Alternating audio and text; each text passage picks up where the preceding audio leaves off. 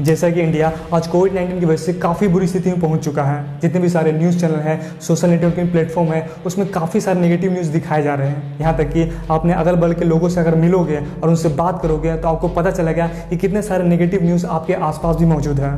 और इन सब चीज़ों में जो सबसे बड़ी प्रॉब्लम है वो ये है कि लोग डर रहे हैं, वो वरीड हैं। बड़े बड़े साइकोलॉजिस्ट डॉक्टर ऐसा बता रहे हैं कि एक बार रिपोर्ट नेगेटिव आने के बावजूद कुछ लोग दोबारा सेंटर पे टेस्ट करवाने के लिए आ रहे हैं और दोबारा फिर से जब उन्हें ऐसा लगता है कि वो किसी के कॉन्टेक्ट में आए हैं तो फिर से अपनी टेस्ट करवाते हैं। और बार बार टेस्ट करवाने और बार बार वरी करने की वजह से कि शायद वो पॉजिटिव है या शायद उनकी फैमिली उसकी वजह से प्रॉब्लम में आ सकती है, तो वो बार बार टेस्ट करवा रहे हैं। और इतना ज़्यादा वरी करने की वजह से उनमें कोविड के सिम्टम भी दिखने लगे हैं। वरी करना, टेंशन लेना, स्ट्रेस में आना, इन सब चीज़ों को समझने के लिए एक रिसर्च करी गई। जिस कंट्री में यह रिसर्च हुई वहाँ के कोर्ट ने एक क्रिमिनल को डेथ की सज़ा सुनाई। अब चूंकि वह ऐसे भी मरने ही वाला था तो उस पर एक रिसर्च अलाउ की गई। दरअसल रिसर्च ये थी कि क्रिमिनल के पैरों के सामने टोकरी से बड़े सांपों को रख दिया गया और फिर क्रिमिनल के आंखों पर एक काली पट्टी बांध दी गई और सुई से उसके पैरों को 1 मिनट तक लगातार चुभोया गया। इसकी वजह से वो काफ़ी चिल्ला रहा था और कुछ ही दिन के अंदर उसकी मौत हो गई। जब उसका पोस्टमार्टम हुआ और पोस्टमार्टम रिपोर्ट आई तो पोस्टमार्टम रिपोर्ट में डेथ का रीज़न था पॉइजन। उसके शरीर में काफ़ी मात्रा में जहर चली गई थी, जबकि जहर तो उसे दिया भी नहीं गया था। क्योंकि हमारा दिमाग इतना ज़्यादा पावरफुल होता है और एक ही चीज़ों को बार बार सोचने की वजह से, ज़्यादा वरी करने की वजह से, ज़्यादा स्ट्रेस लेने की वजह से, ज़्यादा टेंशन में आने की वजह से उन चीज़ों को सच मान बैठता है। इस कहानी से कम आप इतना तो समझ सकते हो कि ज़्यादा वरी करने से, टेंशन लेने से, स्ट्रेस लेने से हमारा माइंड कैसे रिएक्ट करता है और इसका कितना बुरा असर होता है। देखो, मैं आपसे ये बिल्कुल नहीं कह रहा हूँ कि आप प्रिकॉशन ना बरतो, आप बिल्कुल बरतो, लेकिन ज़्यादा हर बार ये सोचना कि आप किसी कॉन्टैक्ट में आए हो या फिर शायद आप किसी से टच हो गए हो या फिर आप शायद पॉजिटिव हो गए या फिर आपको शायद ऐसे कुछ सिम्टम दिख रहे हैं जिसकी वजह से आपको खुद पे डाउट हो रहा और आप उसे बार बार सोच रहे हैं। आप सोच रहे हो कहीं मेरे फैमिली को ना हो जाए।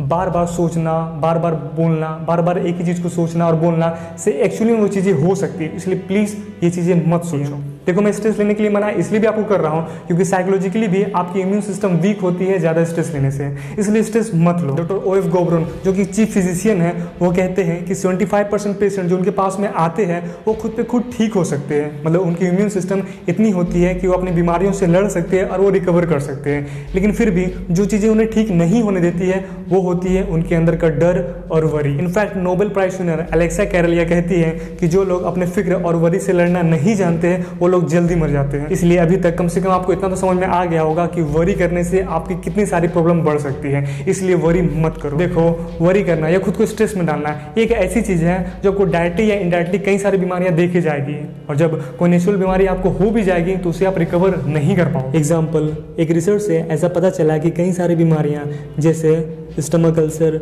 High blood pressure, heart disease, diabetes, thyroid, arthritics, paralysis, insomnia, ऐसी कई सारी बीमारियां हैं जो डायरेक्टली लिंक है वरी से। इनफैक्ट आपके ही कॉन्टेक्ट में कई सारे लोग होंगे जो अनहेल्थी डाइट मेंटेन करते हैं। मतलब वो ज़्यादा फास्ट फूड खाते हैं, ड्रिंक करते हैं, स्मोक करते हैं और कई सारे अनहेल्थी एक्टिविटीज़ करते हैं, फिर भी वो आपसे ज़्यादा हेल्थी है। वो ऐसा इसलिए है क्योंकि वो ज़्यादा वरी नहीं करते और उनकी इम्यून सिस्टम अच्छी है। देखो, आप कितने पावरफुल बन जाओ, कितने भी फेमस हो जाओ या फिर आपके पास कितने पैसे हो जाए, अगर आप वरी करते हो तो ये ज़िंदगी आपको वैसी नहीं लगेगी जैसी लगनी चाहिए। क्योंकि वो जन्म देती है कई सारे एंग्जाइटी, फियर, स्ट्रेस, डिप्रेशन और कई सी सारी प्रॉब्लम्स को जो आपकी जिंदगी को सारी सुविधाओं होने के बावजूद बेहतर से बदतर बनाती है। एग्जाम्पल, नेपोलियन जिसके पास दुनिया की वो सारी चीजें थी जिसे कोई नॉर्मल इंसान चाह रखता था पाने की, फेम, पावर, मनी, सब कुछ, लेकिन सेंट हेलेना नाम के एक आइलैंड में उन्होंने यह एक्सेप्ट किया कि जिंदगी को उनके कोई 6 दिन भी नहीं थे जो उन्होंने बहुत आराम से जिया हो, बहुत अच्छे से जिया हो। वो काफी वरीड रहते थे। और जबकि दूसरी तरफ हेलेन करा